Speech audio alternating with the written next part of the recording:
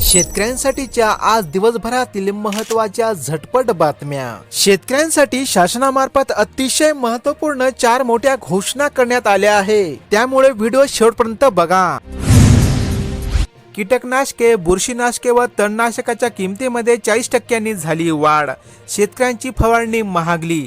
नवीन वर्षातील खरीप हंगामामध्ये शेतीचा वाढलेला खर्च शेतकऱ्यांना ताण पडणार आहे।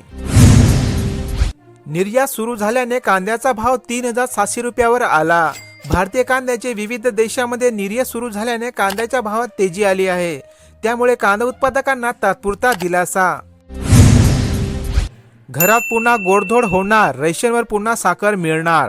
पुरवठा विभागाद्वारे रेशन धारकांना डिसेंबर महिन्यापासून ते मे महिन्यापर्यंत दरमहा 1 किलो साखर लाभार्थ्यांना 20 रुपये किलोने मिळणार आहे।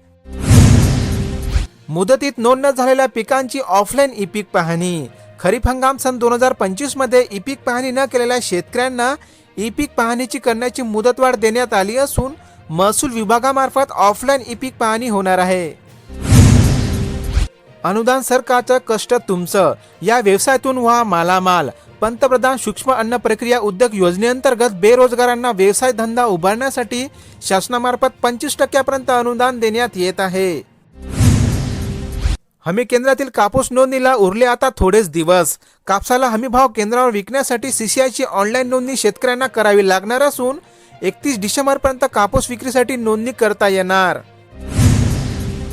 या योजनेचेही मिळतात 1500 रुपये। कसा घेऊ शकतात लाभ? ज्या व्यक्तीकडे उत्पन्नाचे कोणतेही स्रोत नाही, तसेच विधवा, अपंग आणि आजारग्रस्त वृद्ध यासारख्या दुर्बल घटकांना विविध योजनांमार्फत दरमहा 1500 रुपये देण्यात येत आहे। कापूस दरवाढीची प्रतीक्षा। यावर्षी अतिवृष्टीने कापसाचे उत्पादन कमी झाले। बाजारपेठेत कापसाला कमी दर असल्याने शेतीवर केलेला लागवड खर्चही शेतकऱ्यांना निघणे अवघड। शिक्केसाठी चक्रा कशाला? 15 रुपयात मिळवा हा उतारा। महसूल विभागाचा उपक्रम। सरकारी आणि बँकिंग कामासाठी डिजिटल 712 व उताराचा आता कायदेशीर मान्यता देण्यात येत आहे। पैसे भरून पिकांचा विमा काढला, मात्र भरपाईचा छदामही अजून नाही मिळाला। शेती पिकांचा पीक कापणी प्रयोग झाला, मात्र पीक विमा भरलेल्या शेतकऱ्यांना अजूनही परतावा रक्कम मिळालेली नाही। अमरावती जिल्ह्याची अपडेट। डीबीटीचा अडथळा। कापूस विकला पण पैसे अडकणार की काय? शेतकऱ्याद्वारे सीसीआयला विकलेला कापूस येणे असलेले पैसे कर्ज खात्यात वगळल्यास किंवा बँक खाते गोठवल्यास शेतकऱ्यांसमोर संकट उभे राहणार आहे। घरकुल मंजूर झाला पण निधी अडकला। पीएम आवास योजनेचा खोळंबा। लाभार्थ्यांना शासनाकडून निधी उपलब्ध न झाल्याने घरकुलांच्या बांधकामांना लागला आहे ब्रेक। अपडेट आहे परभणी जिल्ह्याची। पारा 10 अंशाजवळ। रात्रीच्या तुलनेत दिवसात थंडीचा जोर ओसरणार। अनेक जिल्ह्यात थंडीचा कडाका वाढला असून पारा 10.4 अंशावर स्थिरावला असून रात्रीचा गारवा कायम राहणार आहे। शेतात काम करताना मृत्यू, अपंगत्व आल्यास महाडीबीटीमुळे शेतकऱ्यांना तात्काळ मदत होणार मंजूर। गोपीनाथ मुंडे शेतकरी अपघात सुरक्षा शानुग्रह योजनेअंतर्गत अनेक शेतकऱ्यांना मिळत आहे लाभ। सोयाबीनचा दर स्थिर, बाजारात आवक घटली। लातूर कृषी उत्पन्न बाजार समितीमध्ये उडदाचा सर्वसाधारण दर 4800 रुपये, मुंगाला 6200 रुपये व हरभऱ्याला 5000 तर तुरीला 7000 आणि कळईला 8000 रुपयांचा दर मिळत आहे। शेतकऱ्यांनी आपला शेतमाल शासकीय खरेदी केंद्रालाच द्यावा। योग्य भाव मिळवण्यासाठी शेतकऱ्यांनी आपल्याकडे शेतमाल हमीभाव केंद्राकडेच विकावा, अशी माहिती अनेक जिल्ह्यांमध्ये कापसाच्या आवकेत वाढ झाली असून अनेक बाजार समितीमधील कापसाचे असणारे आजचे ताजे दर तुम्ही या ठिकाणी बघू शकता। मठा येथील शेतकऱ्यांचा विक्रम। 50 गुंठ्यामध्ये घेतले 85 टन ऊसाचे उत्पादन।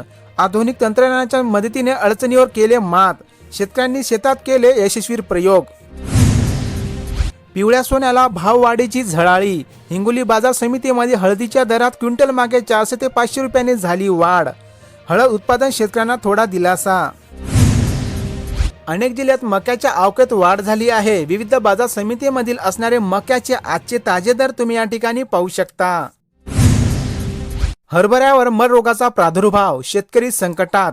अनेक जिल्ह्यात यावर्षी रब्बी हंगामामध्ये हरभऱ्यांची लागवड मोठ्या प्रमाणात झाली असून सध्या या हरभऱ्या पिकावर बुरशीजन्य व विषाणूजन्य मर रोगाचा प्रादुर्भाव होत आहे। जवस ओव्याच्या शेतात पुनरागमन। इंदापूरच्या शेतकऱ्यांचा पुढाकार। नगदी पिकांच्या गर्दीत नामशेष होत असलेल्या पिकांना संजीवनी ठरत असून जुन्या पिकांना शेतकरी महत्त्व देत आहे. अनेक जिल्ह्यात कांद्याच्या दरात थोडीफार वाढ होताना दिसून येत आहे. विविध बाजार समितीमधील कांद्याचे असणारे आजचे ताजे दर तुम्ही या ठिकाणी पाहू शकता. शेती निगडीत कर्जवसुली स्थगिती. यावर्षी अतिवृष्टी व पूर परिस्थितीचा फटका लक्षात घेता शेतकऱ्यावर असणाऱ्या पीक कर्ज वसुलीच्या तगाद्यावर स्थगिती देण्यात आली आहे. अमृततर्फे मोफत ड्रोन पायलट प्रशिक्षण सुरू झाले आहे. राज्य शासनाची स्वायत्त संस्था महाराष्ट्र संशोधन उन्नती प्रशिक्षण प्रबोधिनीतर्फे खुल्या प्रवर्गातील व आर्थिकदृष्ट्या दुर्बल घटकातील युवतींना मोफत ड्रोन पायलट प्रशिक्षण देण्यात येत आहे.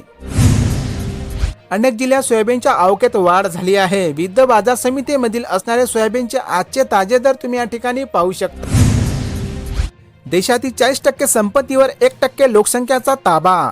भारतातील आर्थिक असमानतेची व्याप्ती मोठी आहे. नवीनतम जागतिक असमानतेचा अहवाल मिळाली माहिती.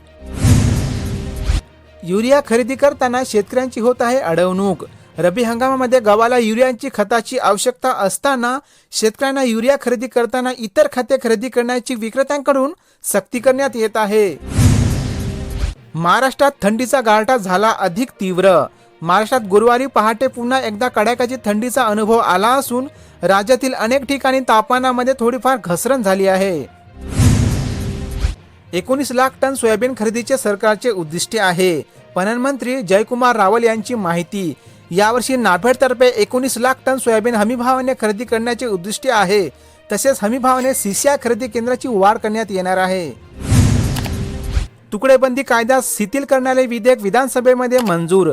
यावर्षी सुमारे 60 लाख कुटुंबियांना आणि जवळपास 3 कोटी नागरिकांना याचा लाभ होणार आहे. योग्य वेळी लाडक्या बहिणींना 2100 रुपये देऊ असे आश्वासन उपमुख्यमंत्री एकनाथ शिंदे यांनी बुधवारी विधानसभेमध्ये दिले. खाद्यतेलामध्ये आत्मनिर्भर होईल भारत. तेलबियांचे उत्पादन 69.7 दशलक्ष टनापर्यंत वाढविण्याचे लक्ष्य, ज्याद्वारे भारत देश खाद्यतेल उत्पादनामध्ये स्वयंपूर्णता होईल. कापसाची यंदा विक्रमी आयात. कॉटन असोसिएशन ऑफ इंडियाचा अंदाज. देशांतर्गत उत्पादन गतवर्षीपेक्षा कमीच राहणार. देशात घटलेले कापसाचे उत्पादन आणि रद्द केलेले कापूस आयात शुल्क यामुळे यंदा 50 लाख गाठी कापूस आयात होणार आहे. डिजिटल सातबारांना मिळणार कायद्यांचे पूर्ण संरक्षण. डिजिटल सातबारा व 8 आणि फेरफार उतारांना आता पूर्ण कायदेशीर मान्यता मिळाली असून या निर्णयाने 92 लाख डिजिटल सातबाऱ्यांना कायद्यांचे पूर्ण संरक्षण मिळणार आहे.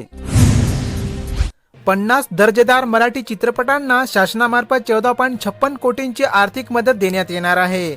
मराठी चित्रपट निर्मितीला शासनाच्या अर्थसहाय्य योजनेअंतर्गत 50 मराठी चित्रपटांना तब्बल 14 कोटी 62 लाख रुपयांची आर्थिक मदत शासनातर्फे वितरित करण्यात आली आहे.